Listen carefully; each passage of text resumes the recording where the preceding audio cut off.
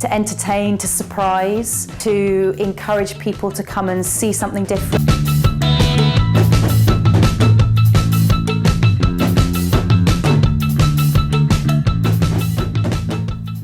The term street arts has been rebranded in recent years. Now more widely known as outdoor arts, the two terms work synonymously, delivering a large array of talent to the public.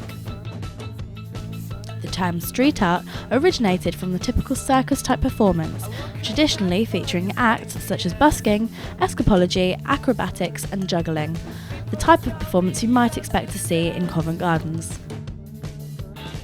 As an art form, street arts have developed substantially and now stand as only a small fraction of what we now know as outdoor art. This allows higher art forms, such as dance and physical theatre, to come outside and be more accessible, making a point of going to the people by bringing new and exciting performances to audiences.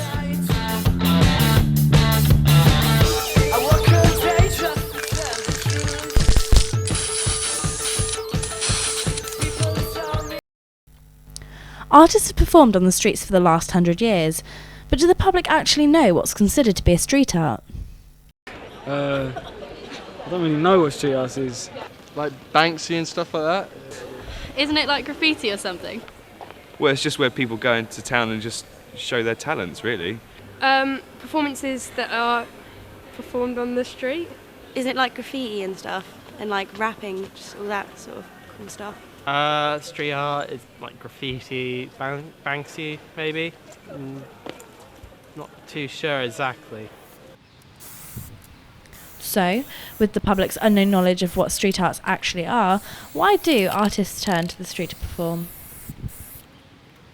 Bring in something to the audience or to the public that they're not going to get in theatre, because I think it's a lot more interactive and just probably more enjoyable to watch. I personally view it as a collaboration of all different practices. I'm not just focused on dance anymore, like I'm interested in installations, I'm interested in doing work outside and sort of creating a different scene. Technically it's outdoor performance or outdoor art, but I guess to me it's combining different art forms, basically art forms that aren't in the mainstream, and sort of bringing them onto the streets so that like other people can see them, like outside of theatres and stuff like that. With the decline in people going to theatres and watching shows, performers have had to adapt their stage. With performers using the streets as their stage, the University of Winchester have introduced a street arts course, which is the only course of its kind.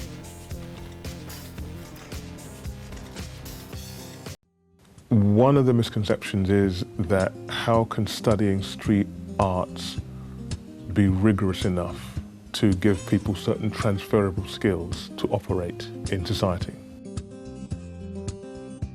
Speaking, most people have a misconception of street arts as being something to do with busking, or to do with graffiti, or maybe even to do with street dance.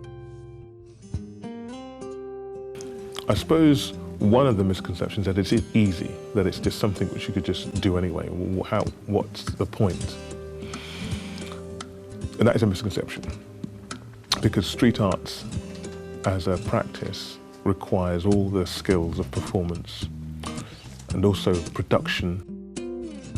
The key word in street arts is the word arts. It's an art form, like performing arts, etc.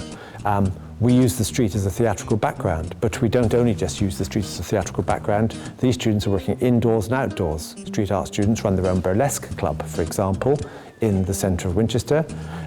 They are working extensively in Southampton clubs, putting street arts inside. They work within theatre spaces. Street art is not just about juggling or busking, as it were, but it's more about outdoor performance, right from the creation of a festival, how to produce a festival, how to produce an installation, how to do something which is more like an animation where you create a character or a moving scene through the streets. For students at the university, the street is their stage, and there are no limits on what they can do. An advantage of the course being in Winchester is that the city hosts the Hat Fair, which is the UK's longest running street arts festival. It was established in 1974 by a man called Jonathan Kay, and he set it up to encourage people to come and see something different, do something different, and see something that they haven't seen before. We have artists that come from Australia, Canada, Israel, Europe, quite a wide range of different people who come. A lot of the hatting acts tend to be circus-based, so acrobalance, hula hoop, trick cycling. That's the sort of busking acts, hatting acts tend to sort of go along that kind of traditional circus skills route. And then in addition to the hatting programme, we also have a huge outdoor arts, street arts programme where the performers are paid to be there. So we have a PR team and a marketing team who both support us to promote the festival. So obviously on the PR side, that's very centred around the kind of press releases, which we publicise what's coming up in the programme nationally, locally, nationally and internationally as well, because we are an internationally known festival. And then that's obviously supported by the marketing side, which is all the design and the brochures and the flyers, and we distribute that, the print across Winchester and the surrounding areas as well. We have a huge following locally. We get 30 to 40,000 people that come over a weekend. Most of those are local to Winchester. And then there's a sort of minority of people within the town that don't like it at all, that think that hat fair and street artists are sort of thieves and vagabonds, and that we all turn up in our caravans with our dogs on string and just to come and make trouble. Mostly we get incredibly good responses from people. The festival is mostly publicly funded, so we're funded by public bodies like the Arts Council. We also get money from Winchester City Council and a small amount of project funding from Hampshire County Council. We also receive money from Europe as well, from a pot of money called Interreg, which is about artists going backwards and forwards across the channel.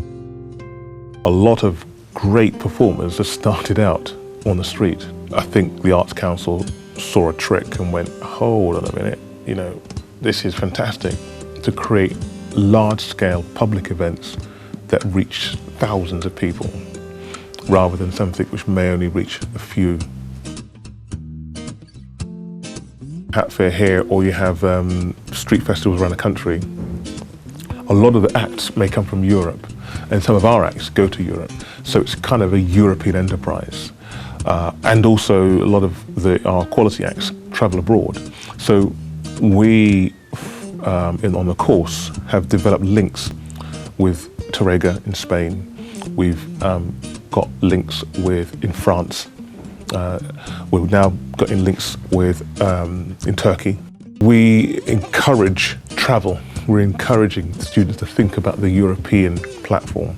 So things like Zeppa and the Hat Fair are key to that. For the street artists, there really is no limit. And with the Arts Council and other international organisations providing funding, the street artists are here to stay long into the future.